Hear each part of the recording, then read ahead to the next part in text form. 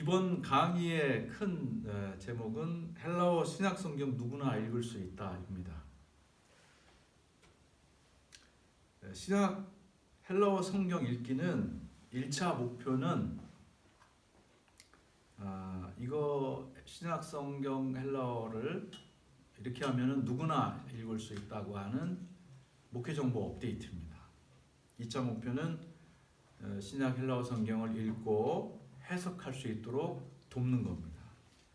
특별히 초급 헬라어 문법을 가지고 성경을 읽고 그 의미를 알도록 돕기 위한 강의입니다. 먼저 신약 헬라어 성경 읽기를 시작하려면 첫 번째 신약 헬라어 문법분의 성경이 필요합니다. 그 다음에 헬라어 사전이 필요합니다. 그리고 헬라어 초급 문법서가 필요합니다. 처음에 강의를 준비했던 것은 중급이었는데요. 이 중급은 초급이 기초가 되어야 이해하기 더 쉽습니다. 그래서 초급부터 먼저 설명을 하고 나도 할 수 있다는 자신감과 그리고 경험을 갖게 되면 자연스럽게 중급으로 갈 수 있게 되기를 바라서 이렇게 준비를 했습니다. 그리고 그 프로그램과 앱은 요즘 핸드폰 앱이 굉장히 잘 나와 있고요. 컴퓨터 프로그램도 상당히 좋은 게 많고요. 제가 처음 공부할 때는 성경책 구하기도 쉽지 않았는데 지금은 핸드폰만 있으면 얼마든지 성경 읽기가 가능할 정도로 사전이며 또 문법 파싱이나 모든 것들이 잘 나날이 발전하고 있습니다. 그것도 같이 소개를 해드리겠습니다. 첫 번째는 신약 헬라어 문법분의 성경이 필요합니다. 그래서 오늘은 이 헬라어 성경에 대한 이야기를 조금 더 하려고 합니다.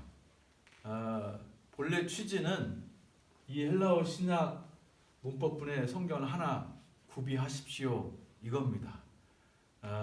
그러나 그러기 전에 먼저 도대체 이 헬라어 성경이 헬라어 성경과 관련된 여러 가지 좀 지식을 한 번쯤은 다뤄야 될 것 같아서 이거를 준비했습니다.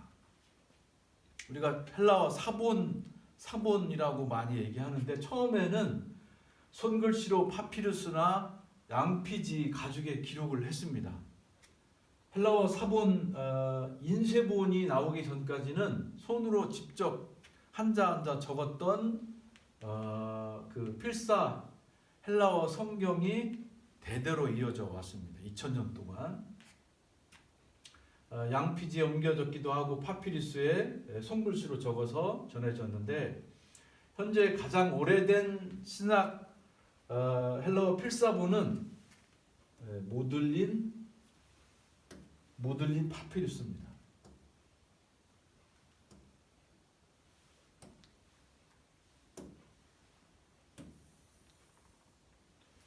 기록 연대는 AD 66년으로 감정이 됐습니다.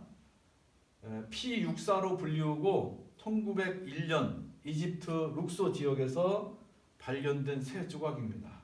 마태복음 26장이 양면으로 기록되었는데 그걸 보면 이런 모양을 갖습니다. 파피루스에 기록을 했고요. 현재 가장 오래된 손글씨 필사본입니다. 양면으로 기록이 되어 있고, 그러니까 1956년 전에 기록된 성경입니다. 근데 이렇게 조각으로밖에 없습니다. 그리고 현재 유명한 사본이 있는데요. 성경 사본이 있는데 첫 번째는 시나이 사본입니다. 연도는 이제 4세기경으로 추정을 하고요. 현재 이 본문은 마가복음 1장입니다. 1장 대문자로 된 필사본입니다. 1844년 이집트 캐서린 수도원에서 디센도르프라고 하는 성서학자가 그거를 찾아냈고 그거를 이제 지금 가지고 와서 현재 여러 네 군데 분산되어 있는데 그 중에 라이프니츠 대학 도서관에서 또 이렇게 보관 중이고 또 거기에서 또 이번에 온라인으로 공개를 했습니다. 그래서 들어가시면 이 사본을 볼 수가 있습니다. 그 다음에는 바티칸 사본인데요. 이것도 4세기경 필사본이고요. 이거는 요한계시록 맨 마지막 장입니다. 현재 바티칸 도서관에서 소장하고 있습니다. 그리고 또 유명한 게 알렉산드리아 사본인데요. 5세기 초에 필사된 거고 이거는 마가복음 1장을 제가 캡처해서 했고 구약은 그리스 70인역을 썼고요. 지금 현재 대형 도서관에 소장되어 있습니다. 그리고 워싱턴 사본인데 4세기 말 6세기 초라고 추정하고 있고요. 마태복음 1장을 했고 후리어라고 하는 분이 1906년에 이집트에서 어떤 분이 이렇게 이걸 사라고 그래가지고 그걸 양피지를 샀는데 그게 이제 판독을 하니까 그게 신약성서였습니다. 그래서 그리고 그분이 그거를 사가지고 기증을 했어요. 그래서 후리어 사본이라고도 하고 워싱턴 사본이라고 하는데 워싱턴 스미소니언 박물관에 현재 보관 중입니다. 그리고 또 이제 베자 사본이 있는데 또 연도는 4, 5세기 초이고요. 캠브리지 대학에서 소장하고 있고요. 칼빈의 제자 베자가 이걸 기증을 했습니다. 현재 마태복음 1장인데 소문자 사본입니다. 소문자 사본입니다. 이제 그러니까 고대 사본은 대문자 사본이고 그리고 그 사본이 대문자로 쓰다 보니까 글씨도 크게 써야 되고 또 양피지 쓰는 면적이 줄다 보니까 나중에 이 소문자 이체로 바꾸면서부터 이렇게 양도 똑같은 양피지에도 많은 양의 복음서를 기록할 수 있게 돼서 그 뒤로 한번 쓰기 시작한 이후 계속 이렇게 소문자 사본으로 쓰고 있습니다. 왼쪽은 헬라어 성경이고 오른쪽은 라틴어 성경을 같이 해서 나왔던 성경입니다.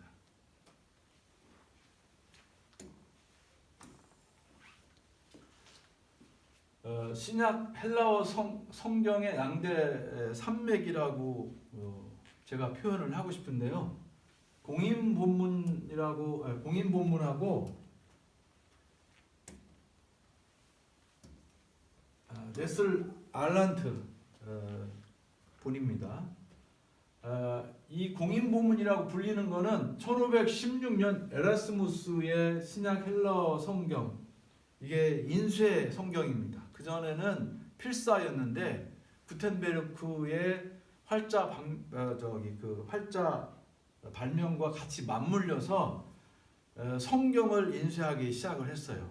제일 먼저 이걸 하기 시작했고 이게 오류로 빠진 거 또 오자 탈자 수정해 가면서 개정본이 계속 나오면서 결국에는 공인 본문으로 불려지고 이거는 이제 킹제임스 번역할 때 쓰여진 본문입니다. 그리고 이 에라스무스의 헬라어 성경을 토대로 해서 스테파누스가 또 신약 헬라어 성경을 출판을 합니다. 중고판 그 사본 15개하고 알렉산드리아 사본 2개를 추가해서 출판을 하고 잘 팔리기 위해서 장절을 추가했습니다. 오늘날의 성경의 장절이 이때부터 시작을 했고요. 이 헬라어 성경은 그리고 또 히브리어 성경도 같이 포함되어 있는데 종교 개혁과 맞물려서 굉장히 중요한 역할을 했습니다. 특별히 독일어 성경으로, 영국 성경으로, 자국의 언어 성경으로 번역하는 데 있어서 이 헬라어와 히브리 성경은 굉장히 중요한 역할을 했습니다.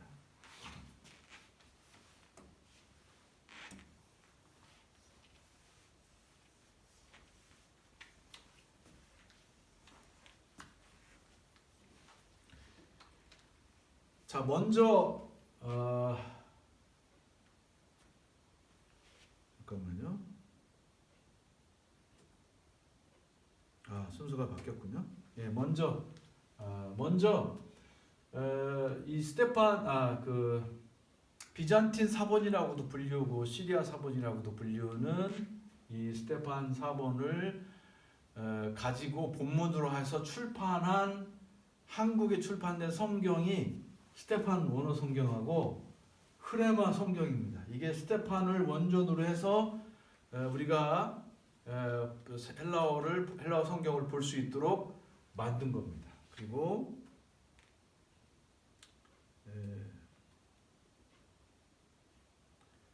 또 로고스 성경인데 이거는 네슬 알란드 현재 28판을 가지고서 만든 겁니다. 그리고 또 이 본문으로 해서 로고스의 헬라어 분해대조 성경 4권까지만 현재 나와 있고 그 외에도 있긴 한데 다 확인하지는 못했습니다. 그러면 이제 제가 헬라어 성경에 대해 소개를 했는데 그러면 도대체 왜 헬라어 성경을 직접 읽어야 되느냐? 헬라어 문장은 대문자로 시작하고 쉼표로 끝납니다. 먼저 예를 들면 로마서 1장에서 7절은 한 문장입니다. 바울의 인사말인데 예수 그리스도의 종 바울은 사도로 부름받아 하나님의 복음을 위하여 택정함을 입었으니 요게 쉼표입니다. 쉼표. 여기 쉼표고요. 그리고 또 약속하신 것이라 이것도 이어집니다. 이어지고 이건 같이 이어지고 여기 쉼표로 연결되어 있고 또 그리스도시라 쉼표로 연결되어 있고 또 순종하기는 쉼표로 연결되고 쉼표로 연결되고 마지막에 이 마침표로 끝납니다. 그래서 이 본문을 정할 때 한 것이라 그래 이거구나 하셨으니 입은지라 이렇게 해서 끊어서 이거를 가지고 본문을 정하고 이것을 본문을 정하면 이게 본문이 이렇게 말하자면 이제 끊어지는 거죠. 절단되는 겁니다. 그래서 가만히 보면 예수 그리스도의 종 바울은 그리고 모든 자에게 하나님 우리 아버지와 그리스도의 주 예수 그리스도로부터 은혜와 평강이 있기를 원하노 하고 연결해도 말이 됩니다. 그러니까 이 중간에는 본인의 나의 자신에 대한 설명을 이렇게 한 것이죠.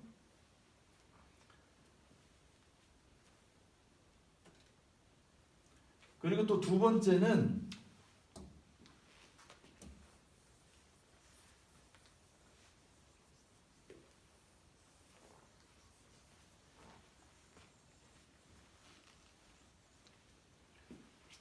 어순을 알 수가 있습니다.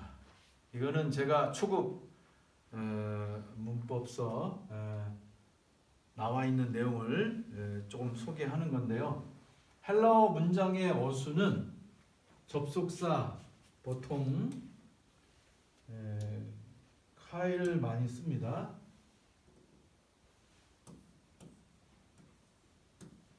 카이를 많이 쓰고요. 그 다음에 보어나 목적어를 쓰고 그 다음에 동사가 나오고 주어가 마지막에 나옵니다. 이게 정상적인 헬라어의 어순인데요.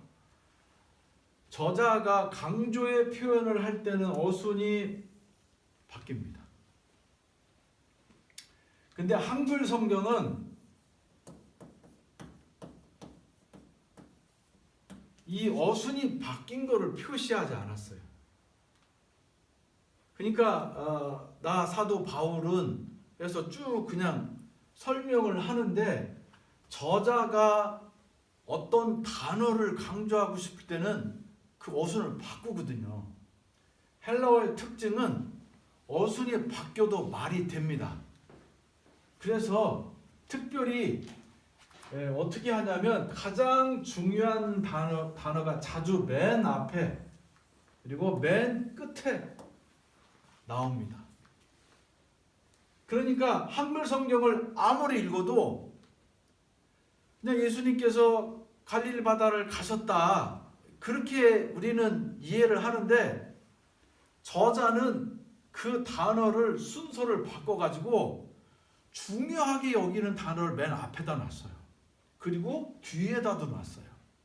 그래서 그 문장에서 상당히 포인트를 살려서 써놨는데 이게 번역하면서 우리 한국말로 번역해야 되고 우리 말 어순을 따라서 하다 보니까 영어도 마찬가지입니다. 독일어도 마찬가지고 그 독일어 어순과 한글 어순을 따라서 하다 보니까 헬라어 어순에서 가지고 있는 이 강조가 그냥 사라져 버리는 거죠.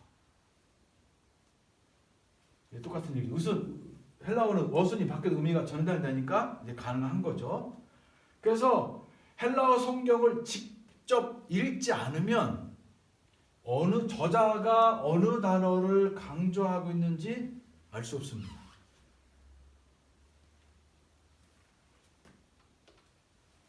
예를 하나 들겠습니다.